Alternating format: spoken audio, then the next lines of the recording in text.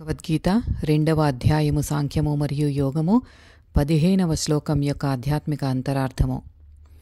సుఖము దుఃఖము అనే ఈ ద్వంద్వత్వము సృష్టికి ప్రధాన సూత్రము.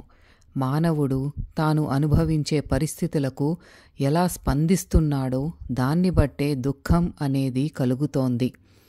సుఖదుఖాలకు మూల కారణం కోరిక, మరి కోరికకు మూల కారణం విచక్షణారహితంగా ఇంద్రియాలు బహిర్ముఖమై పదార్థంపై దృష్టి వెళ్ళుట వలన.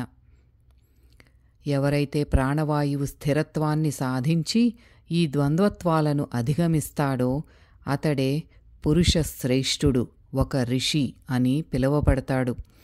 ఈ అచలన స్థితిని పొందినవారే మోక్ష ప్రాప్తికి అర్హులు. ఇదే God talks with Arjuna the Bhagavad Gita 2వ అధ్యాయమైన సాంఖ్యము మరియు యోగము 15వ శ్లోకం యొక్క ఆధ్యాత్మిక అంతరార్థము.